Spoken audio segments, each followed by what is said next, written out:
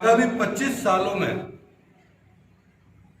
विश्व की में और देश में होने वाले परिवर्तनों को मद्देनजर रखते हुए ये बजट देश के विकास को समर्पित किया गया। मित्रों,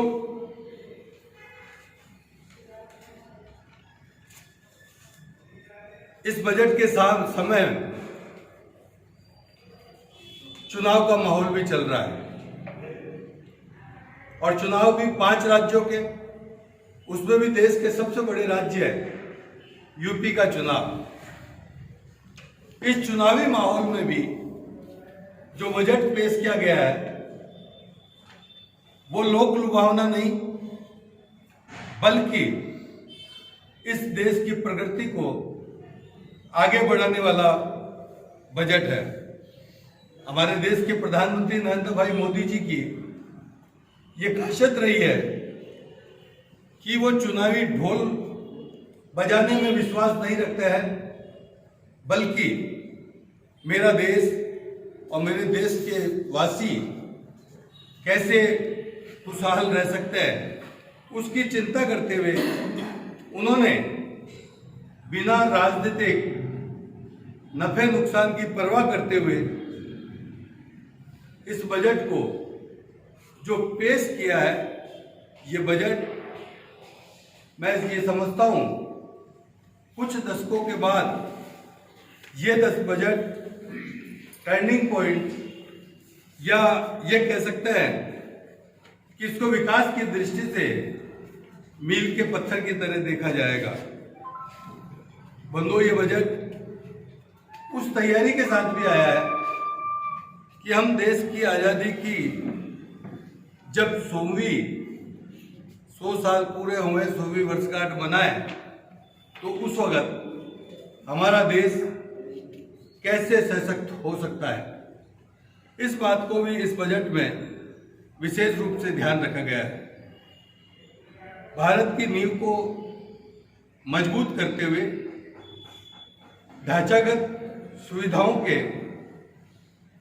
विकास पर जोर देते हुए इस बजट के अंदर कोशिश की गई है कि हम सक्षम और सशक्त हो हमारा भारत, और उसमें भारत में रहने वाले का स्वास्थ्य बेहतर हो, उनके बच्चों को अच्छी शिक्षा मिले, उनके घरों में जल मिले, बिजली मिले, उनके खुद के अपने मकान हो, उनको गैस मिले, और उसके साथ साथ हम जब डिजिटल के क्षेत्र में आगे बढ़ रहे हैं तो तेज और सस्ता इंटरनेट भी मिले। ये सारी सुविधाओं का इस बजट में विशेष रूप से ध्यान रखा गया है।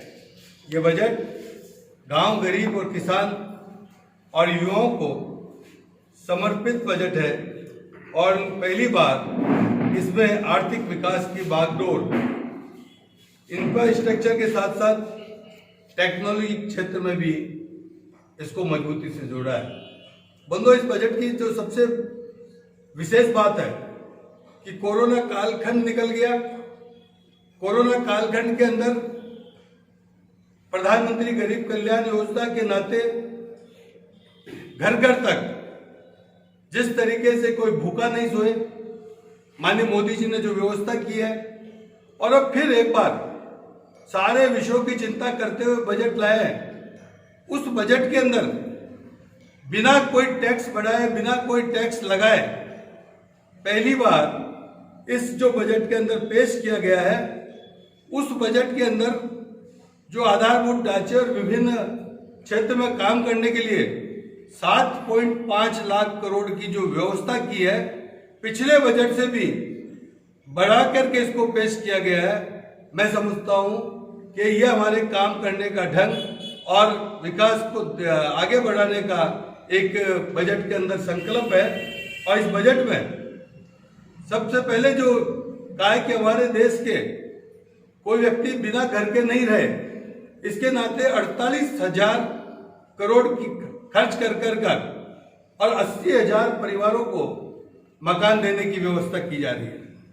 इसके साथ साथ 60,000 करोड़ रुपए खर्च कर 3.8 लाख करोड़ के घरों में स्वच्छ जल उपलब्ध हो, और इसके साथ साथ हमारे राष्ट्रीय राजमार्ग है 25,000 किलोमीटर के नए राष्ट्रीय राजमार्गों का निर्माण कर, और उसके साथ साथ हमारे वंदे मातरम नई ट्रेनें 400 से अधिक का मतलब लाकर मैं समझता हूं कि एक कीर्तिमान उन्होंने स्थापित किया है, जो अपने आप में एक निराली बात है।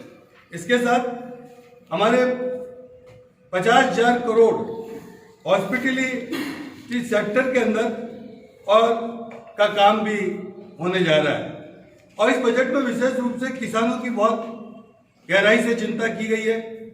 किसानों के लिए 68,000 करोड़ रुपए किसान निधि के अंदर क्षेत्र में लगाकर 11 करोड़ किसानों को इसका सीधा सीधा लाभ पहुंचाने की बात कही गई है। इस बजट में जो हमारे विपक्ष के बंधु हैं, जो हमेशा एमएसपी को लेकर विरोधाभासी करते रहते हैं, भ्रम फैलाते रहते हैं, हमारी सरकार का बजट आने से पहले भी हमने एक रिकॉर्ड खरीदी करी है। देश मोदी जी सरकार किसानों का पूरा ध्यान, हितों का ध्यान रख रही है।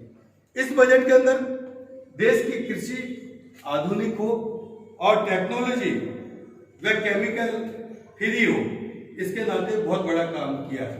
इस बजट में जो किसान ड्रोन साथी एक लाया है, उस किसान ड्रोन के माध्यम से किसानों की जो उत्पादकता है वो तो बढ़ेगी, लेकिन उससे सारा जो डिजिटल जानकारी है उसके माध्यम से किसान प्राप्त कर सकेगा, उसकी समयबद्धता के साथ प्राप्त कर सकेगा। इसके साथ साथ हमारे 5 नदियों को जोड़ने का प्लान भी इस बजट में क्रियान्वित किया जा रहा है। इसके साथ साथ गंगा के किनारे तलहटी पर वहां पर खेती जो प्राकृतिक ढंग से करने का प्रयास किया जा रहा है, जो मैं समझता हूं कि किसानों को तो आर्थिक लाभ मिलेगा, लेकिन किसानों के आर्थिक लाभ के साथ साथ आम जन को भी केमिकल मुक्त जो दान है वो मिल पाएंगे। मैं समझता हूं कि एक निर्णय और एक क्रांतिकारी मोदी सरकार जी का ये कदम है।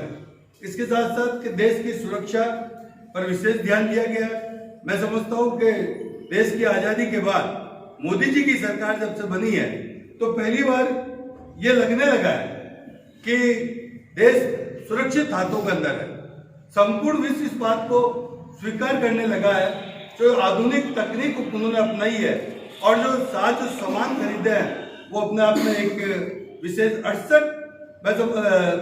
ध्यान दिया। और इसमें भी आत्मनिर्भर भारत बनाने के नाते 68% जो खरीदी होगी इसके लिए गोला बारूद और अन्य उपकरण वो देश की कंपनियों से खरीदा जाएगा।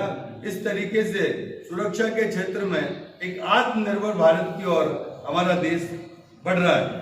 और इसके साथ साथ हमारे देश के अंदर अनेक जिले जो पिछड़े हुए हैं, उन पिछड़े हुए जिलों के लिए हमारे मोदी जी आकांक्षी जिला योजना चला रहे हैं, जिसके अंदर शिक्षा, बेहतर शिक्षा मिले, जल मिले और विद्युत मिले।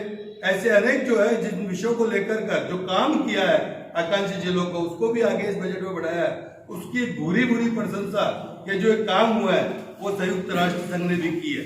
मैं समझता हूँ कि एक बहुत ही निराला काम किया है। मैं कह सकता हूँ कि इस बजट के अंदर जो ये बजट पेश किया गया है, इस बजट की न केवल हमारे भारतीय जनता पार्टी बल्कि अमेरिकी वित्तीय कंपनियों ने भी इसकी प्रशंसा की है। उन्होंने भी कहा है कि ये बजट दूरगामी, दूरदर्शी, व्यवहारिक और संतुलित बजट है। मोदी सरकार ने जो बजट पेश किया है, मैं समझता हूँ इस बजट से देश के अंदर गांव गरीब किसान का तो भला होगा, लेकिन देश आगे 21वीं सदी में जाने के लिए बिल्कुल मजबूती के साथ आगे बढ़ता नजर आएगा और देश तीव्र प्रगति करेगा।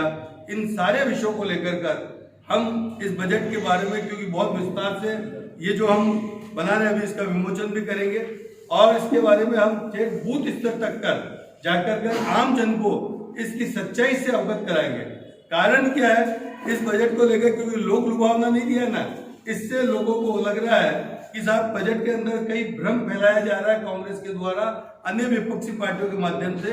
लेकिन हम तथ्यात्मक जानकारी लेकर हम आम जन के मध्य में जाकर कर इस विषय को रखना जा रहे हैं। आज आपके सामने भी हम प्रेस कॉन्फ्रेंस कर इन सारे विषयों को रखा है। इसकी पूरी डिटेल जो जानकारी है वो इसके माध्यम से मिल पाएगी।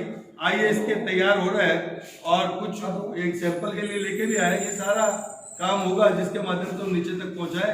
भारतीय जनता पार्टी इस देश की प्रगति और विकास के लिए संकल्पबद्ध है। हमारे देश के नेता मोदी जी संकल्पबद्ध है। हम गांव गरीब किसान की चिंता करते हुए, उनकी समस्याओं को निदान करते हुए देश को डिजिटल युग के अंदर देश को प्रगति में आधुनिकता के जोड़ देते हुए आगे बढ़ने का प्रयास कर रहे हैं। धन्यवाद।